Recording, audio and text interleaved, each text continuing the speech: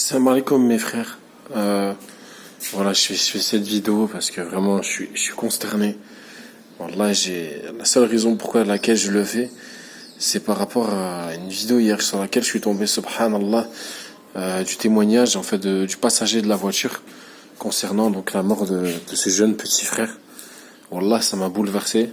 Même si beaucoup de personnes sont mortes dans le monde, subhanallah, peut-être qu'on on les met pas en avant, et qu'Allah il soulage chaque personne dans le monde, chaque personne dans le monde, toute personne dans le monde qui souffre, qu'Allah il soulage chaque famille qui a perdu quelqu'un, qu'Allah il pardonne chaque frère qui fait chaque jour des erreurs.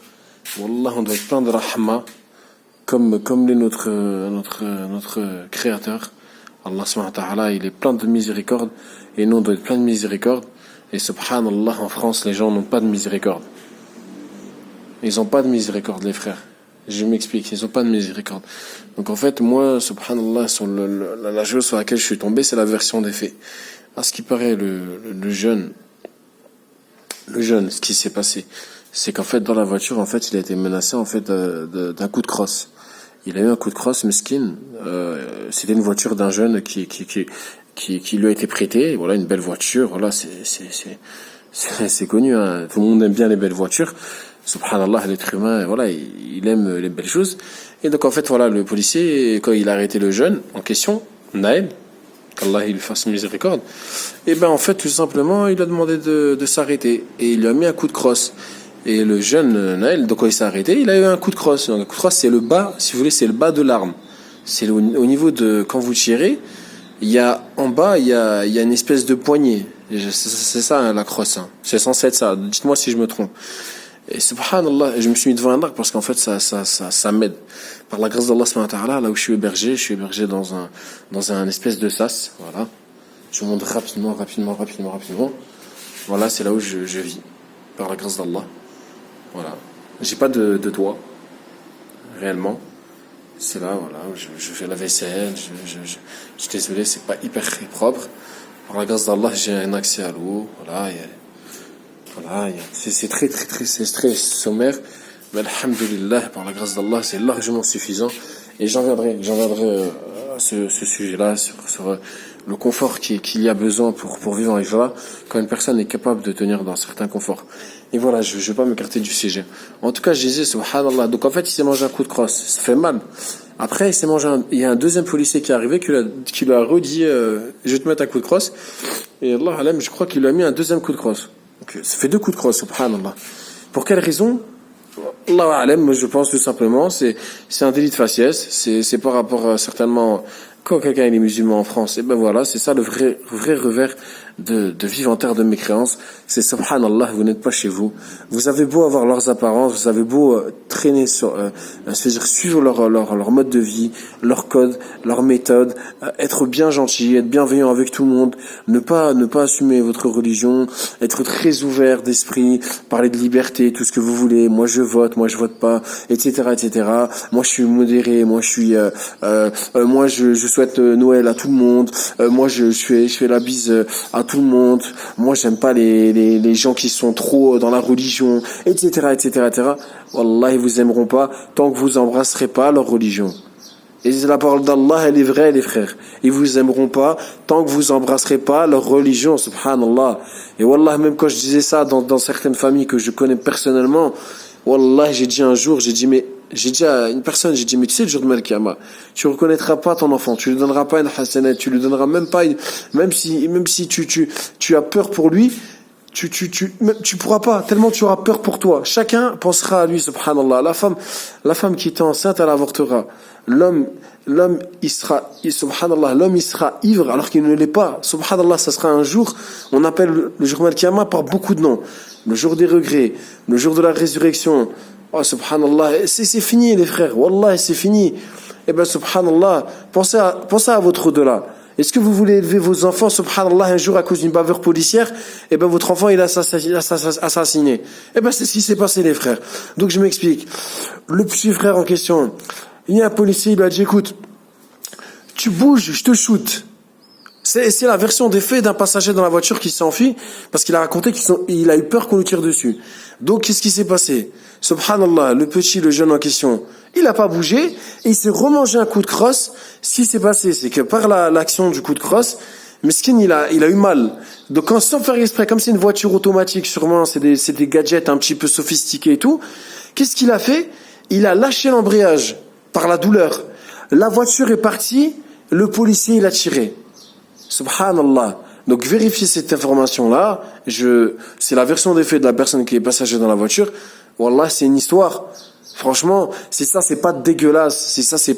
Ça montre pas le revers réellement, la médaille de la France. Je sais pas ce qu'il vous faut, les frères. Wallah, fuyez ce pays. Ça sert à rien de brûler, ça sert à rien de vandaliser, ça sert à rien de voler, ça sert à rien. Toute la haine que vous avez, au contraire, canalisez-la, subhanallah.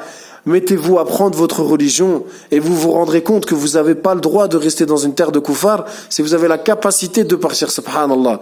Vous n'avez pas le droit. Au lieu de toute la colère que vous avez, subhanallah, de faire des doigts, même contre le policier, Allah alam, je sais pas, des doigts pour qu'Allah il vous rende justice, des doigts pour qu'Allah il vous sauve, des doigts pour qu'Allah il vous préserve du feu de l'enfer, des doigts pour qu'Allah il vous préserve de la tombe, des doigts pour qu'Allah il vous mette sur la voie droite, les frères. Subhanallah, même les sahaba, ils avaient peur de faire partie des hypocrites.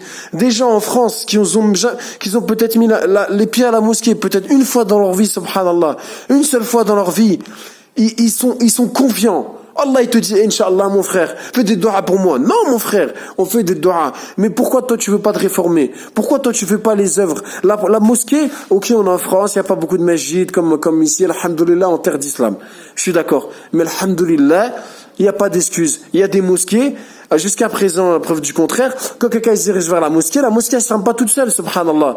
Les gens, quand tu leur dis, ouais, il y a une mosquée, elle est inconnue au bataillon. Ils s'en fichent totalement. Ils te disent, ouais, mes frères, elle est trop loin. Subhanallah, des fois, il y a 200 mètres à faire. Des fois, il y a 300 mètres à faire. À Paris, moi, j'étais à Paris.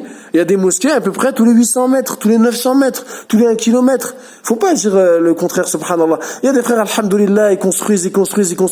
Malgré toutes les bâtons, toutes les barrières qu'on leur met, alhamdoulilah, par la grâce d'Allah, la religion de l'islam, alhamdoulilah, elle est suffisamment forte. Et c'est ça qu'ils ont peur, les frères, les koufars, c'est parce qu'ils ont peur que, subhanallah, les musulmans, ils augmentent, et ils deviennent intelligents. Ils foncent plus dans le pouvoir d'achat. Ça devient plus des consommateurs de malades mentales pour Zara. Ils se jettent plus sur les soldes. Ils se jettent plus sur les choses qui leur sont futiles, en fait. Le musulman qui est modéré, qui est clairvoyant, alhamdoulilah, il sait que le gaspillage, ça sert à rien du tout. Il sait que s'il a 2-3 jeans en 6 mois, 8 mois, des fois ça peut suffire, subhanallah. Il sait que 4-5 t-shirts dans une armoire, ça suffit. Il sait qu'il a pas besoin de manger jusqu'à que son ventre, il arrive même plus à se lever. Comme quand on fait talawih, subhanallah. Pourquoi il faut un espace pour la nourriture, un espace pour l'eau, un espace pour l'air? Parce que c'est vrai, subhanallah, on est habitué à manger. Et même ici, des fois, ça s'occidentalise. Les gens, ils mangent plus que ce qu'ils ont besoin, subhanallah. Wallah, moi, j'ai vu beaucoup de gaspillage. Et qu'Allah, il préserve les pays, et qu'Allah, il préserve les frères de tomber dans le gaspillage. Parce que les gaspilleurs, c'est les frères des shéatines. Moi, j'ai pas de chance, les frères. Je suis qu'un ignorant. Qu'Allah, il me guide. Qu'Allah, il me pardonne si je manque de sagesse. Tout ce que j'essaie de vous dire,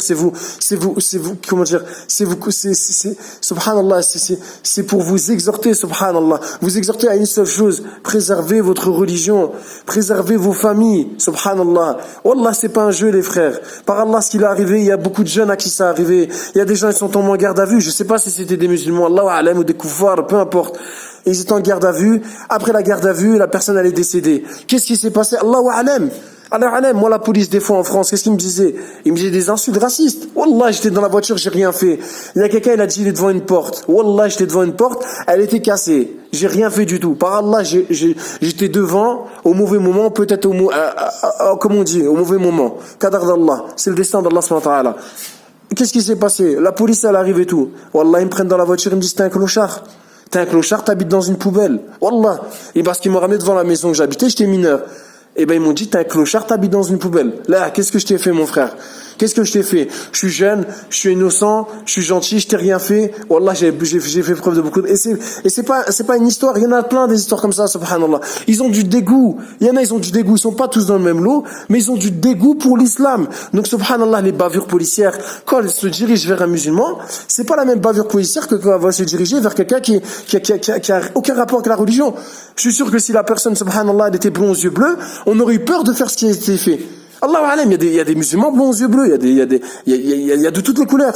Mais ils savent à qui s'en prendre. Ils savent qui persécuter. Alors ouais, on va dire, ouais, les jeunes, ils jettent des pierres sur la police, etc. Mais ça, en fait, c'est juste des prétextes. Wallah, c'est que des prétextes. Ils vous détestent. Wallah, ils vous détestent. Ils vous détesteront et continueront à vous détester. Tant que vous n'allez pas comprendre, il va se passer des bavures comme ça, subhanallah. Alors moi, je passe un appel à la famille. Il faut que cette mort, ça soit une leçon pour vous, subhanallah. Pour revenir vers Allah, subhanahu wa ta'ala. Pour remettre le voile. Pour remettre de din dans cette famille. Pour remettre de l'ordre dans cette famille. Wallah, il y a quelqu'un, il a fait la hijra. Qu'Allah, il le récompense. Vous savez c'est quoi le motif de sa hijra? Il a 40 ans. Allahu a'lam si c'est pas plus. Qu'Allah, il le récompense. Et il a assisté à une janaza. Et rappelez-vous de ça. Le prophète sallallahu alayhi wa sallam, il a dit, rappelez-vous de la mort. Parce que la mort, elle brise les passions. Quand tu dis en France, rappelle-toi de la mort, il dit, mon frère, t'es trop dur. Mais subhanallah, on va tous y passer. Toute âme, elle va goûter à la mort. Toute âme. Et c'est pour ça, alhamdoulilah, ici, en terre musulmane, quand il y a une janaza, quand il y a un convoi funèbre, tout le monde se sent concerné. Tout le monde est triste parce qu'ils savent ce jour-là, ils sentent en fait que ça peut arriver à tout moment, subhanallah. Ils savent que du jour au lendemain ils peuvent partir, même s'ils faisaient des bêtises. Il y en a beaucoup ici, subhanallah, ils font des bêtises. Mais wallah, dans leur cœur, et ils savent pertinemment qu'à tout moment elle peut arriver la mort. Donc quand le convoi il passe devant eux, ils baissent les yeux. Ils connaissent même pas la famille. Wallah, ils pleurent dans les bras de la famille, ils les connaissent même pas. Ils baissent les yeux, par humilité. Même s'ils faisaient des bêtises 2 minutes avant, ils savent quand le convoi il passe, parce que, subhanallah, vous avez vu, c'est très touchant les convois ici. Ils ouvrent les portes, il y a vraiment une grosse atmosphère, subhanallah, on sent en fait, on en partage avec la famille, on est en connexion avec la famille, on la soutient, on n'est pas là, on rigole et tout devant, subhanallah, un camion qui passe, parce que c'est très mal vu. Eh ben, c'est exactement la même chose. Ici, ils ressentent, subhanallah, ils ressentent que la mort, par la grâce d'Allah, un pays où on les élève sur l'islam, on les éduque sur l'islam. Il y a un homme, il a dit quoi, subhanallah, et qu'Allah il le récompense, il se reconnaîtra. Il a dit, depuis qu'il a fait la hijra, il a dit, c'est le pays qui éduque mes enfants, subhanallah. Quand ils entendent l'Éden, c'est un appel à la prière. Ayara salat, ayara salat. Même si certains, ils vont pas se lever. La majorité se lève, subhanallah. Si c'est pas 90% se lève. Après, il faut pas parler de la minorité restante. En France, subhanallah, comment ils se lèvent? J'entends pas l'Éden, c'est une excuse. La mosquée, elle est un peu trop loin, c'est une excuse. Moi, j'ai pas été élevé avec la prière, c'est une excuse. Mais par contre, pour connaître tous les joueurs de foot, subhanallah, pour connaître le pied droit d'un joueur de foot, sa femme, ses enfants, son arrière-grand-père, son arrière-grand-mère, combien de mariages il a eu, là, il n'y a pas de problème, les frères. Quelle paire de chaussures il met, quelle casquette il met, quel costume il met, quelle taille il met, il n'y a pas de problème, les frères. Mais pour connaître ne serait-ce que subhanallah, ne serait-ce que la généalogie, désolé, j'ai des problèmes d'expression, j'ai des problèmes de comment ça s'appelle? J'ai des problèmes subhanallah, des problèmes de compréhension, des fois j'ai du mal à parler, c'est pas grave, ma'alish. En tout cas, subhanallah, pour connaître la généalogie du prophète sallallahu alayhi wa sallam, eh ben il y en a très peu qui la connaissent. Comment il a eu d'enfants, comment s'appelaient ses femmes, quel âge elles avaient, etc. Et moi le premier, qu'Allah me réforme, moi le premier, je connais plus de cette dunya que je connais vis-à-vis de din. Est-ce que c'est normal? Non, les frères, wallah, c'est pas normal, c'est attristant comme constat. Wallah, c'est attristant. Jusqu'à qu'il y ait un frère, il a dit quoi une fois dans une télévision, il y a quelqu'un, il a dit, c'est qui cet acteur-là? Il y a quelqu'un, il a dit, c'est Omar ibn Khattab. Et ils ont dit, ils ont pété un câble. Wallah, c'était pas bien. Pour vous dire, tellement on est des ignorants, subhanallah, tellement on connaît pas notre religion. On connaît pas notre religion. Comment vous voulez aimer votre créateur? Comment vous voulez vous rapprocher d'Allah subhanahu wa ta'ala si vous apprenez même pas à le connaître? Est-ce que vous connaissez ses noms et ses attributs, subhanallah? Ne serait-ce que se renseigner, subhanallah, sur la miséricorde d'Allah subhanahu wa ta'ala. Regardez tous les bienfaits que vous avez. Wallah, ils sont indénombrables. Comment on peut pas se prosterner au sol? Hamza salawat, 5 prières. Et on ne sont pas capables de les accomplir. Même ici, subhanallah, wallah, ça me débecte. Wallah, ça me fait mal au cœur. J'entends l'Éden et malheureusement, il y a des choses que je vois, il y a des choses que j'entends, wallah, qui me brisent le cœur. Mais alhamdoulilah, ça sera jamais comme la France. Ça sera jamais comme le Bilal ou Koufr. Ça sera jamais comme les terres de Koufar. Parce que ici, alhamdoulilah, ils baignent avec l'islam. Ils baignent avec le Eid. Ils baignent avec les coutumes des musulmans. Ils baignent avec, subhanallah, l'appel à la prière. Ils baignent avec le tawhid. Ils baignent, subhanallah, avec des valeurs sur la religion. Vous voyez ce que je veux dire? Ici, il y a des moments, en fait, ils ne peuvent pas esquiver la mosquée. Même celui, wallah, j'ai déjà vu. Par Allah, c'est vrai. J'ai vu un frère. Un jour, subhanallah, il y a une personne qui passe, il était alcoolisé. Il était alcoolisé. Vous me croyez, il est en train de parler d'Allah, subhanahu wa ta'ala? En train de demander qu'on lui fasse des doigts et de l'aide. Des doigts de l'aide, parce que ici, subhanallah, même quelqu'un qui est sous emprise de quoi que ce soit et tout, il sait que ce qu'il fait c'est mal, il sait qu'il a besoin de revenir vers Allah subhanahu wa ta'ala, parce qu'en fait le pays, l'atmosphère l'appelle à revenir vers Allah subhanahu wa ta'ala. Allah il le facilite. Mais quand vous êtes en terre de mécréance, quand vous habitez avec un peuple, subhanallah, qui déteste la religion, un peuple qui délaisse la salade, un peuple qui délaisse même la sunna, un peuple, subhanallah, même le ramadan, ils le font même pas. Ils le font même pas. Ils arrêtent de fumer pendant le ramadan. Voilà. Mais les frères, le ramadan, on jeûne avec les yeux, on jeûne avec le cœur, on jeûne avec les membres. Non, moi je fais ramadan, j'ai arrêté la dohan, les frères. J'ai arrêté la dohan. C'est pas ça le ramadan, subhanallah. Tu vas récolter que ce que tu as mérité. C'est-à-dire la faim. C'est tout. Ou la soif. Voilà, subhanallah. C'est comme ceux qui font la hijra pour le business.